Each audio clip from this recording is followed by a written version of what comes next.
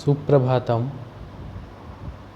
आज हम सभी बीए फाइनल ईयर के संस्कृत विषय के सिलेबस के बारे में चर्चा करेंगे। हमने पिछले वीडियो में ये बात देखी थी कि फर्स्ट ईयर के सिलेबस हो या सेकंड ईयर का सिलेबस हो, प्रत्येक में 2 पेपर्स होते हैं। इसी प्रकार आज हम फाइनल ईयर बीए अंतिम वर्ष के संस्कृत सिलेबस के बारे में संवाद करेंगे, जिसमें सबसे पहले आपको बता दूं कि बीए फाइनल ईयर में 2 पेपर होते हैं। आप देख सकते हो, ये तृतीय वर्ष संस्कृत 2020 प्रथम प्रश्न पत्र भारतीय धर्म एवं दर्शन। तो आपके बीए फाइनल ईयर के प्रथम प्रश्न पत्र का नाम है भारतीय धर्म एवं दर्शन। अर्थात इस प्रश्न पत्र में आपके भारतीय धर्म और दर्शन के बारे में कुछ बिंदु मिलेंगे जो आपको पढ़ने होंगे। उसके बाद में दूसरे प्रश्न पत्र की बात होती है। दूसरे प्रश्न पत्र का नाम आप देख सकते हैं, द्वितीय प्रश्न पत्र गद्य व्याकरण एवं निबंध। ये आपके दूसरे प्रश्न पत्र का नाम है। इसमें आपके काव्य, गद्य, व्याकरण और निबंध, इन सब के बारे में आपके कुछ बिंदु मिलेंगे। तो इस प्रकार से आपके दूसरा प्रश्न पत्र है। इसके साथ ही मैं आपको ये भी बताऊंगा कि इन दोनों प्रश्न पत्रों में आपके कौन कौन सी पुस्तकें आपको लेनी है या लाइब्रेरी से प्राप्त करनी है, जिससे आप अपने सिलेबस को अच्छी प्रकार से पढ़ पाएंगे। अस्तु, देखते हैं सबसे पहले तृतीय प्रश्न पत्र, तृतीय वर्ष के प्रथम प्रश्न पत्र के बारे में हम विशेष चर्चा करते हैं, विस्तृत चर्चा करते हैं। सबसे पहले मैं आपको बता दूं, इस पे हम देखेंगे कि ये आपका पाठ्यक्रम है। पाठ्यक्रम 5 इकाइयों में विभक्त है। प्रथम प्रश्न पत्र में पहले पेपर में आपके 5 इकाइयाँ हैं, जिनमें सबसे प्रथम इकाई में तर्क संग्रह नामक किताब है, जो अन्नम भट्ट जी द्वारा लिखी गई है। तर्क संग्रह के अंदर कुछ वाक्य लिखे होते हैं, उन वाक्यों को आपको समझते हुए याद करना है। इसी प्रकार दूसरी इकाई के अंदर है श्रीमद् भगवद गीता द्वितीय अध्याय। आपको पता है श्रीमद् भगवद गीता महाभारत के भीष्म पर्व से ली गई है और महाभारत वेदव्यास जी ने लिखी थी। तो इस श्रीमद् भगवद गीता में 18 अध्याय है। उस 18 अध्याय में आपको सिर्फ द्वितीय अध्याय अर्थात दूसरा अध्याय आपको पढ़ना है। दूसरे अध्याय में श्लोक है, उन श्लोकों का आपको हिंदी अर्थ, व्याख्या, अन्वय आदि आपको पता होना चाहिए। उसके बाद में रामायण सुंदरकांड 15वां अध्याय, ये आपकी तृतीय इकाई में है। तो आपको पता है रामायण में 7 कांड है। रामायण महर्षि वाल्मीकि जी द्वारा लिखी गई है। तो वाल्मीकि जी की रामायण में 7 कांड है। उन कांड में एक सुंदरकांड नाम का एक कांड है, उसमें भी अध्याय है। उन सभी अध्यायों में से आपको मात्र 15वां अध्याय पढ़ना है। इसके अंदर भी क्या होंगे, श्लोक लिखे हुए होंगे। आपको क्या करना है, श्लोकों का हिंदी अर्थ, व्याख्या, श्लोकों में कोई कठिन शब्द हो तो उसका अर्थ आपको पता होना चाहिए। और इसमें प्रश्न भी बनते हैं। इसमें कोई घटना होगी तो घटना के बारे में भी आपको जानकारी प्राप्त करनी है। इसी प्रकार मनुस्मृति, चतुर्थ इकाई में आपके मनुस्मृति है। मनुस्मृति में द्वितीय अध्याय, दूसरा अध्याय आपके मनुस्मृति का है, जिसमें भी श्लोक है, श्लोकों का हिंदी अर्थ, व्याख्या और उस श्लोकों में वर्णित विषय वस्तु से संबंधित प्रश्न आते हैं, जिनके बारे में हम विस्तृत चर्चा करेंगे। 5वीं इकाई है भारतीय दर्शन के सिद्धांत। आपको पता है हमारे भारतीय दर्शन में 2 प्रकार से विभक्त किया गया है, आस्तिक दर्शन और नास्तिक दर्शन। तो उन सभी दर्शनों के आपको प्रिंसिपल्स, सिद्धांत आपको देखने होंगे कि किस दर्शन का क्या क्या सिद्धांत है। तो इस प्रकार से आपने देखा कि आपको ये आपके पहले पेपर के अंदर इतनी किताबें आपके आएगी जिनको आपको पढ़ करके इस बीए द्वितीय वर्ष में आपको इतनी पुस्तकें पढ़नी होगी। अब हम विशेष चर्चा कर लेते हैं। अब आप देखिएगा नीचे इसमें लिखा हुआ है 5वीं इकाई में भारतीय दर्शन के सिद्धांत। तो भारतीय दर्शन के सिद्धांतों में कुछ आपको बिंदु दे रखे हैं, उन्हीं बिंदुओं को आपको पढ़ना है। जैसे इसमें देखिएगा भारतीय दर्शन के निम्नलिखित बिंदुओं से संबंधित प्रश्न पूछे जाएंगे। ये जैसे ये आपके ए, ब, स, द, ये जितने भी है आपके, ये आपके दर्शन से संबंधित है। जैसे सबसे पहला इसमें आता है भारतीय दर्शन की विशेषताएं। हमारे भारतीय दर्शन की कुछ ऐसी विशेषताएं हैं जो विशेषताएं हमारे भारतीय दर्शन को दूसरे दर्शनों से अलग बनाती है। उन सभी विशेषताओं के बारे में हमें पढ़ना है। उसके बाद में सांख्य दर्शन का सत्कार्यवाद। सांख्य दर्शन महर्षि कपिल जी द्वारा प्रणीत है और इस दर्शन में एक सत्कार्यवाद है। उस सत्कार्यवाद के बारे में आपको पढ़ना है। कुछ श्लोक होंगे जिनके माध्यम से आपको सत्कार्यवाद अच्छे से समझ में आ जाएगा। उसके बाद में है योग दर्शन का ईश्वरवाद। वैसे सांख्य दर्शन 25 तत्वों को मानता है, परंतु योग दर्शन 25 तत्वों के अलावा एक ईश्वर तत्व को अलग से मानता है। इसलिए योग दर्शन सांख्य दर्शन से पृथक होता है। जैसे सांख्य दर्शन के 25 तत्वों में ईश्वर को नहीं माना जाता है, पर योग दर्शन में वो 25 तत्व तो माने जाते ही हैं, उसके साथ ईश्वर नामक तत्व को भी माना जाता है। इसलिए योग दर्शन को सेश्वर सांख्य दर्शन भी कहा जाता है। सेश्वर का अभिप्राय होता है ईश्वर के सहित, ईश्वरेण सहितम सेश्वरः। तो योग दर्शन का आपको ईश्वरवाद के बारे में इसमें योग सूत्र में कुछ आपके परिभाषाएं आएगी कि योग दर्शन के हिसाब से ईश्वर का क्या स्वरूप होता है, वो हमें पढ़ना है। उसके बाद में अद्वैत वेदांत का मायावाद। अद्वैत वेदांत में माया का क्या स्वरूप है, माया का क्या अर्थ है और इस संपूर्ण सृष्टि में माया की क्या भूमिका है, उसके बारे में हमें पढ़ना होगा। उसके बाद में आप देख सकते हैं न्याय वैशेषिक में मोक्ष का स्वरूप। न्याय और वैशेषिक, न्याय दर्शन गौतम ऋषि प्रणीत है, वैशेषिक कणाद जी के द्वारा मतलब इसकी प्रणयन हुआ है, इसकी रचना हुई है।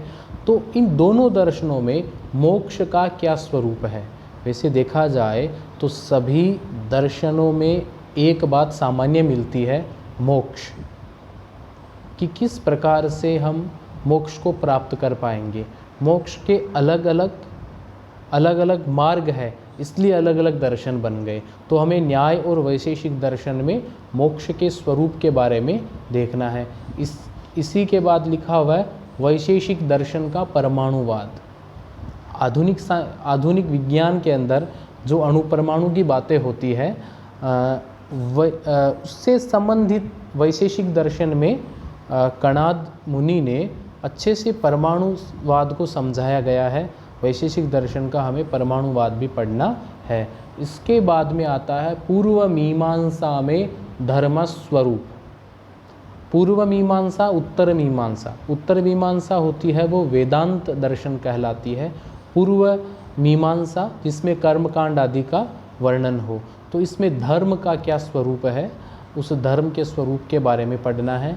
उसके बाद में चारवाक की प्रमाण मीमांसा। चारवाक दर्शन आपने सुना होगा, या जब तक जियो सुख से जीवो, ऋण करके घी भी पीना पड़े तो भी ऋण लेना चाहिए। तो चारवाक दर्शन एक प्रकार का ऐसा दर्शन है जो आधुनिक सुख सुविधाओं की बात करता है। तो चारवाक दर्शन में प्रमाण क्या है। वैसे प्रमाण शब्द है वो प्रमा शब्द से बना है। प्रमा का अर्थ होता है यथार्थ ज्ञान, वास्तविक ज्ञान। तो वास्तविक ज्ञान है क्या वो प्रमाणों से सिद्ध होता है। तो चार्वाक दर्शन में हम प्रमाण मीमांसा हमें पढ़ना है। इसके बाद में बौद्ध दर्शन का शून्यवाद, बौद्ध दर्शन में शून्यवाद का क्या स्वरूप है इसके बारे में हम देखेंगे। उसके बाद जैन दर्शन में अनेकांतवाद, जैन दर्शन है जिसमें अनेकांतवाद का क्या स्वरूप है वो हमें विशेषतया पढ़ने होंगे।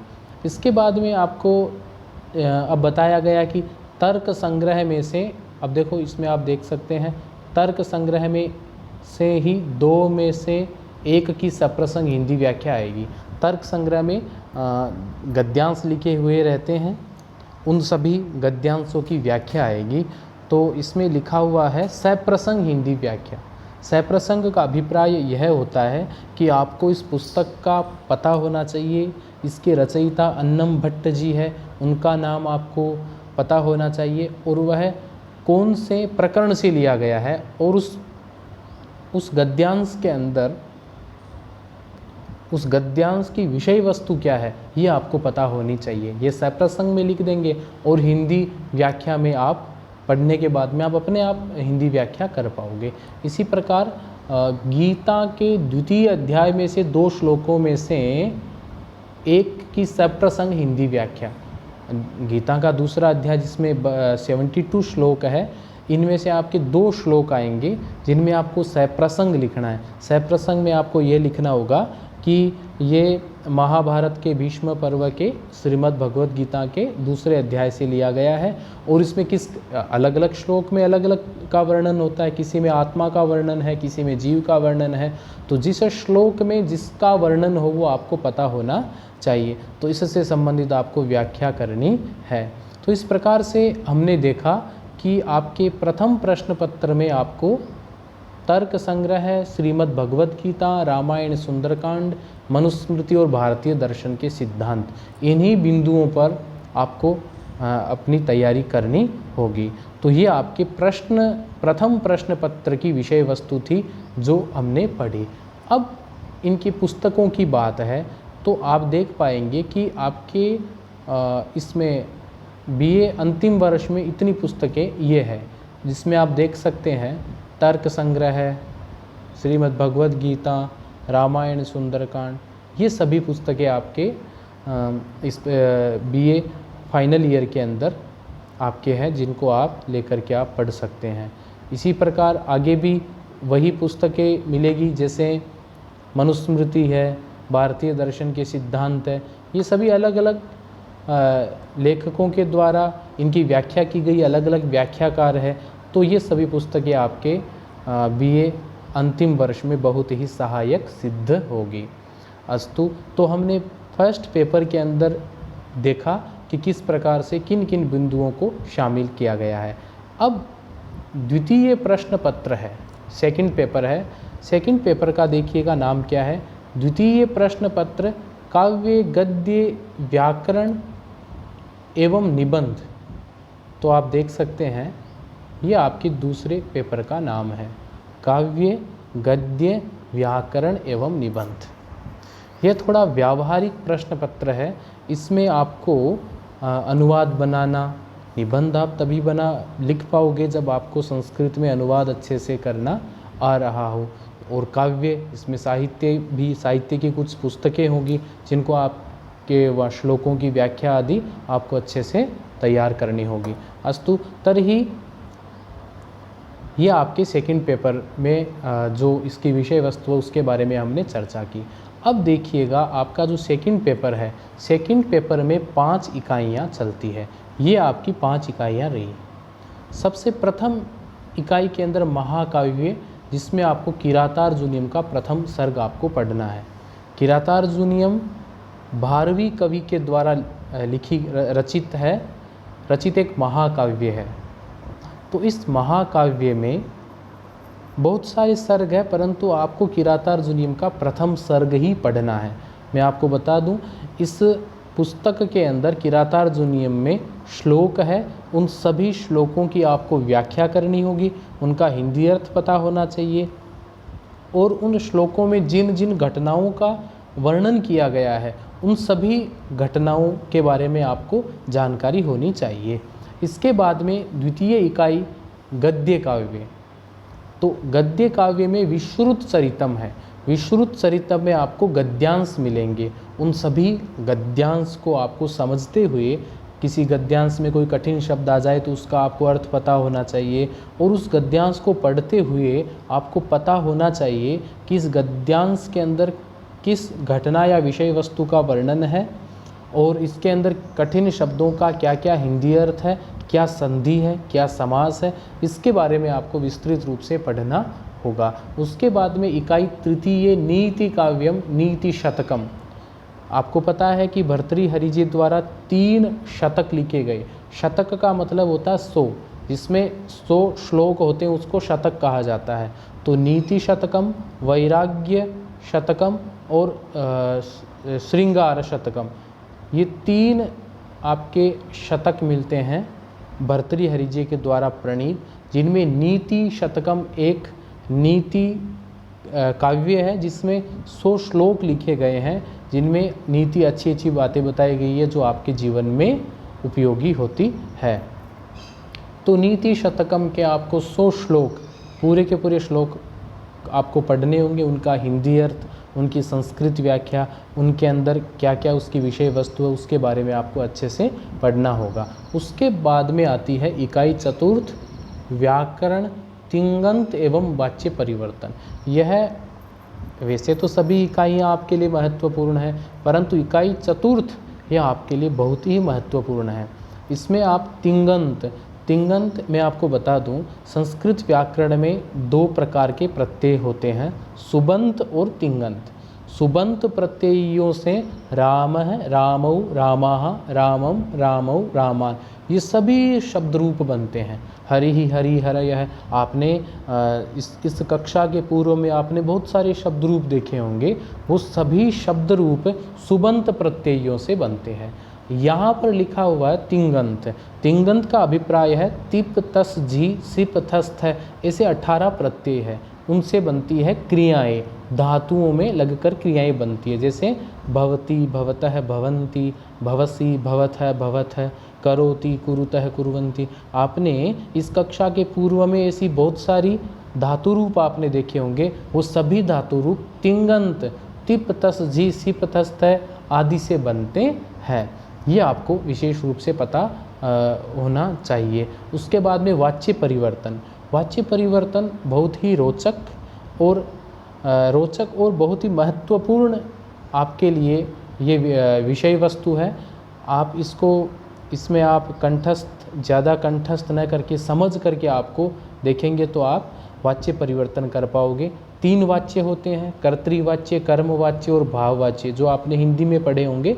तो संस्कृत में भी वही हिंदी के नियमों का अनुसरण करते हुए हम वाच्य परिवर्तन भी कर पाएंगे। उसके बाद में आती है इकाई पंचम और निबंध। यह एक ऐसा बिंदु है जिसमें आप प्रतिदिन अभ्यास करोगे तो ही आप निबंध अच्छे से लिख पाओगे। अधिकांशतया देखे जाते हैं कि हम 4 या 5 निबंध रट लेते हैं, रट करके लिख देते हैं परीक्षा में। इसका ऐसा कभी भी लक्ष्य नहीं है। निबंध का अभिप्राय क्या है कि आप ज़्यादा से ज़्यादा संस्कृत के अनुवाद आप बनाना सीखो, और कोई भी विषय, किसी भी आप टॉपिक को लेकर के उस पर संस्कृत में लिखने का प्रयास कीजिए, फिर मिलान कीजिए। इससे आप परीक्षा में कोई दूसरा निबंध, हम 5 याद करते हैं, उनमें से कोई दूसरा आ जाता है तो हम निबंध से वंचित रह जाते हैं। तो आपको इस प्रवृत्ति को हतोत्साहित करना होगा, निबंध के लिए आपको प्रयास करना होगा। प्रतिदिन अभ्यास करोगे तो आप आराम से अच्छा निबंध लिख पाओगे। तो इस प्रकार से आपने देखा कि ये जो पाठ्यक्रम है आपके, ये पाठ्यक्रम आपके सेकंड पेपर में है, जिसमें किरातार्जुनीयम, विश्रुतचरितम, नीति शतकम, तिङन्त एवं वाच्य परिवर्तन और निबंध। अब हम देखते हैं, इसमें आप देखते हैं कि इसमें आप देख सकते हैं कि किरातार्जुनीयम के प्रथम सर्ग में श्लोक आएंगे, ये प्रथम इकाई के बारे में। विश्रुतचरितम के 2 गद्यांशों की हिंदी व्याख्या। हाँ, व्याख्या करना सबसे सहज भी रहता है, पर व्याख्या के लिए आपको प्रतिदिन अभ्यास करने की आवश्यकता है। जो भी गद्यांश हो, श्लोक हो, आपको क्या करना है, उसको बार बार पढ़ते रहना है। पढ़ते रहने से एक ऐसी स्थिति आएगी कि आप उसका एक बार पढ़ते ही आप उसका अर्थ कर पाओगे। उसके जो कठिन शब्द है उसका आपको हिंदी अर्थ पता होना चाहिए या सरल संस्कृत में आपको पता होना चाहिए। तो व्याख्या, और व्याख्या में आपको यह भी पता करना, जो आपने इस कक्षा के पहले जो व्याकरण पढ़ी है उन कौन कौन से व्याकरण नियमों का उसमें अनुप्रयोग किया हुआ है वो भी आपको पता होना चाहिए। जैसे कोई संधि का उदाहरण आ गया, तो संधि के उदाहरण आ गया तो आपको पता रहना चाहिए कि यहाँ पर यह संधि है। तो आप व्याख्या के अंत में टिप्पणी के अंदर वो आप लिख सकते हो कि इसमें यह संधि है, इसमें यह समास है, इसमें यह कारक है। तो व्याख्या के अंदर आपकी जो पूर्व कक्षाओं में जो आपने पढ़ा वो भी आपके बहुत अत्यधिक काम आने वाली जानकारियां हैं। अस्तु, उसके बाद में तृतीय इकाई में नीति शतकम से 2 श्लोकों की आपको व्याख्या करनी है। नीति शतकम वो आपका इसमें श्लोकों को पढ़ना होगा, हिंदी अर्थ पता करना होगा। उसके बाद में देखो चतुर्थ इकाई, 10 वाक्यों में से 5 वाक्यों का वाच्य परिवर्तन। वाच्य परिवर्तन के लिए आपको अभ्यास करना होगा, कर्तृवाच्य, कर्मवाच्य, भाववाच्य। तो वाच्यों को परिवर्तन के लिए आपको इसमें कई सारे वाक्यों का अभ्यास करोगे तो आप वाच्य परिवर्तन अच्छे से कर पाओगे। उसके बाद में निबंध है, इकाई पंचम, संस्कृत निबंध रचना, जिनके विषय निम्न प्रकार है। आपको कुछ विषय दे रखे हैं, यह आपके लिए बहुत सहज कर दिया कि आपको इन्हीं निबंधों में से एक निबंध आपके परीक्षा में आएगा। इसलिए आप इन निबंधों के बारे में इनको रटे नहीं। कई विद्यार्थी क्या करते हैं, इनको कंठस्थ कर लेते हैं, कंठस्थ करके परीक्षा में उतार के आ जाते हैं। इस निबंध रखने का उद्देश्य यह नहीं है। निबंध रखने का उद्देश्य यह है कि आप अपने आप स्वतः जितना अभ्यास कर सको, अभ्यास करते हुए आपको अनुवाद बनाते हुए लिखना है। जैसे इसमें आपके सबसे पहला है कालिदास है, बाण है, भारवी, भारतीय संस्कृते संस्कृत भाषायाः महत्वं च, परोपकारः, सत्संगतिः, परिश्रमः, विद्यायाः फलं, स्त्री शिक्षा, पर्यावरणस्य महत्वं, पर्यावरण प्रदूषणं, समस्या समाधानञ्च, राष्ट्र निर्माणे यूनां योगदानम, अभिजन संचार क्रांति। ये आपके सभी इसमें विषय लिखे हुए हैं जो आपके निबंध हैं। तो आप क्या कीजिएगा, जैसे परोपकार निबंध है तो परोपकार से संबंधित आप 10 ऐसे श्लोकों को ढूंढिए जो आपने पूर्व कक्षाओं में कितनी पुस्तकें पढ़ी है उनमें आपको कोई अच्छा श्लोक लगता है परोपकार से संबंधित तो आप लिख लो। इसी प्रकार कालिदास जी के बारे में, कालिदास जी ने तो बहुत सारे ग्रंथ लिखे हैं, तो उनकी अच्छी अच्छी पंक्तियां हैं जो आज के समाज में उपयोगी सिद्ध हो सकती है या आपको अच्छी लगती है, उनको आप लिख लो। तो इस प्रकार से जैसे स्त्री शिक्षा है, स्त्री शिक्षा के बारे में हमारे ग्रंथों में क्या क्या कहा गया है और वर्तमान में क्या स्थिति है, तो उन सभी संस्कृत के काव्यों के अंदर स्त्री शिक्षा से संबंधित श्लोक है या आज वर्तमान में स्त्री शिक्षा से संबंधित कुछ आंकड़े हैं, तो आप उन सभी को एकत्रित करते हुए आप यदि निबंध लिखते हो तो आपका निबंध बहुत ही अच्छा निबंध होगा। इसलिए आपको विशेष रूप से इसका ध्यान रखना होगा। उसके बाद में आगे तिंगंद प्रकरण जो सबसे आपके महत्वपूर्ण है। आपके तिंगंद में से इतनी धातुएं आएगी। मैं कई बार बता चुका हूँ कि लघु सिद्धांत कौमुदी में संज्ञा प्रकरण, संधि प्रकरण, इसी प्रकार भवादि प्रकरण भी आता है। भवादि प्रकरण का संबंध तिंगंत प्रकरण से है। 10 गण होते हैं, भवादि गण, अदादि गण, जुहोत्यादि गण, तुदादि गण, ऐसे 10 गण होते हैं। उन सभी गणों के अंदर कुछ धातुएं होती है। उन सभी धातुओं में हमें तिप तस जी सिप थस थ ये प्रत्यय होते हैं। ये प्रत्यय लगा करके हमें भवती, भवतः, भवंती, भवसी, भवतः, भवत ऐसे क्रियारूप बनाने होते हैं। तो आपको धातुएं दे रखी है, जैसे धातुएं दे रखी है, जैसे भू धातु आप देख सकते हैं, ये सभी धातुएं भू धातु। उसके बाद में एद धातु, अद धातु, हु धातु, दिव, शून्य, तुद, रुध, तन, डुक्रिय एवं चूर धातुओं की लट, लृट, लोट, लंग और विधि लिंग लकारों में रूप सिद्धियाँ। अब आप एक बात देख सकते हैं कि ये जो आपके धातुएं हैं, इन सभी धातुओं के बारे में आपको पढ़ना है। इसमें आपको क्या होगा कि प्रत्येक गण के अंदर कुछ सूत्र होंगे, उन सूत्रों के अर्थ होंगे, फिर उन सूत्रों से बनने वाले कुछ उदाहरण होंगे, और जो उदाहरण होंगे वो सभी इन धातुओं से संबंधित ही आपको उदाहरण तैयार करने हैं। तो इसका हमें लाभ क्या होगा? सबसे पहले जैसे एक धातु है अध धातु, अध धातु का अर्थ होता है खाना। तो आपको क्या करना है, इन सभी धातुओं के अर्थ का पता होना चाहिए। इसका लाभ यह होगा कि आप अनुवाद बनाते समय, निबंध लिखते समय, संस्कृत के अनुवाद बनाते समय आपको इन धातुओं के बारे में पता होगा। तो धातुओं के बारे में पता होने पर आप वाक्यों में इन धातुओं का प्रयोग कर पाओगे। जैसे अब आपको पता है अध धातु है, अध धातु अत्ति, अत्तः, अदंती, अत्सी, अत्थः, अथ, अद्मी, अद्वय, अद्मय, ऐसे रूप बनते हैं। तो जैसे राम भोजन खाता है तो इसमें क्या बनेगा, रामः भोजनम अत्ति। तो इस प्रकार से आप बहुत अच्छे अच्छे वाक्य बना सकते हो। यदि आप यह धातुएं आप अच्छे से तैयार करते हो तो आप इन सभी धातुओं के द्वारा अनेक वाक्य बना सकते हैं। तो ये बात हुई। उसके बाद में देखो आपके इसमें लकार दे रखे हैं, लट लकार, लृट लकार, लोट लकार, लंग लकार और विधिलिंग लकार। वस्तुतः लकार 10 होते हैं, पर आपको इन धातुओं के 5 लकार ही आपको याद करने हैं। और इन सभी इस तिङन्त प्रकरण में आपको बताया जाएगा कि भू धातु से भवती कैसे बनता है, भवतः कैसे बनता है, गच्छति, गच्छतः, गच्छन्ति, ये बनते कैसे हैं। पूर्व कक्षाओं में तो हम रटते हुए आ रहे हैं, पर इस प्रकरण में आपको यह बताया जाएगा कि हम किस प्रकार से रूप बना सकते हैं। एक में और बता दूं, धातुएं प्रत्येक प्रतियोगी परीक्षा में आती है।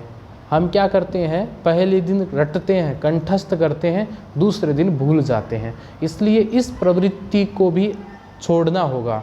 आपको क्या करना होगा, आपको जो परिवर्तन होते हैं कि भवती क्यों बना, भवती में छोटी ई की मात्रा क्यों आई, भवतः में विसर्ग क्यों आया, ये सब आप तिङन्त प्रकरण को यदि अच्छे से पढ़ोगे तो आपको तार्किक रूप से धातुएं आपको याद हो जाएगी, जिससे आपके प्रतियोगी परीक्षाओं में गलत होने के बहुत कम ही अवसर होंगे। इस प्रकार से आप ये जो तिङन्त वाला प्रकरण है इसको आप अच्छे से पढ़ना होगा। इसी प्रकार आपके किरातार्जुनीयम, विश्रुतचरितम, नीति शतकम में से प्रश्न आएंगे विषय वस्तु से संबंधित, जो आपको तैयार करने हैं। इस प्रकार से आपके 5 इकाइयों में जो जो विषय वस्तु उसके बारे में हमने चर्चा की। अब आप देख सकते हैं कि आपकी कुछ पुस्तकें दी हुई है। ये पुस्तकें आपके पाठ्यक्रम के अंदर है, जैसे किरातार्जुनीयम, विश्रुतचरितम, नीति शतकम, लघु सिद्धांत कौमुदी, संस्कृत निबंध कलिका, निबंध शतकम, संस्कृत निबंध निकुंज। ये इतनी पुस्तकें आपके बीए फाइनल ईयर के सेकंड पेपर में हैं। इन पुस्तकों की सहायता से आप जो पाठ्यक्रम में निर्धारित जो बिंदु है उसके बारे में आप अच्छी तरीके से पढ़ सकते हैं। अस्तु तर्हि हमने देखा कि बीए फाइनल ईयर में 2 पेपर है, जिसमें पहले पेपर में 5 इकाइयाँ हैं। पहले पेपर में 5 इकाइयाँ हैं, जिसमें तर्क संग्रह है, श्रीमद् भगवत गीता, रामायण, सुंदरकांड, मनुस्मृति और भारतीय दर्शन के सिद्धांत। इसी प्रकार आपके दूसरे पेपर में भी 5 इकाइयाँ हैं, ये 5 इकाइयाँ, जिसमें किरातार्जुनीयम, विश्रुतचरितम, नीति शतकम, तिङन्त एवं वाच्य और निबंध। इस प्रकार से आपके 5 इकाइयाँ आपके सेकंड पेपर में हैं, जिनके बारे में हम विस्तृत रूप से पढ़ेंगे, विस्तृत रूप से चर्चा करेंगे। मैं बार बार आपको एक ही बात कह रहा हूँ, ये जो पाठ्यक्रम बनाया हुआ है, इस पाठ्यक्रम का उद्देश्य संस्कृत भाषा में दक्षता प्राप्त करना है। यह उद्देश्य आपका नहीं होना चाहिए कि आपने कंठस्थ कर लिया, परीक्षा में लिख दिया और आपके अच्छे मार्क्स आ गए। इसका कोई उद्देश्य नहीं रहेगा। आप ज़्यादा से ज़्यादा अभ्यास कीजिए अनुवाद बनाने के। आप यदि कोई काव्य पढ़ते हैं तो वो काव्य की पंक्तियाँ आपको याद रहनी चाहिए, और उस काव्य में जो स्थिति है वो स्थिति जब आप देखो तो आपके मन में वो पंक्ति आनी चाहिए, तभी वास्तविक उद्देश्य होगा। संस्कृत साहित्य में ऐसे अद्भुत रत्न पड़े हैं, उन रत्नों की सहायता से आप आज के समाज में कुछ नया दे सकते हैं। जैसे योग हो, आयुर्वेद हो, जो सभी संस्कृत साहित्य की ही देन है, और उस संस्कृत साहित्य की देन को आज वर्तमान में आप किस प्रकार से उपयोगी सिद्ध कर पाओगे, तभी आपके संस्कृत पाठ्यक्रम का उद्देश्य होगा। ठीक है, धन्यवाद।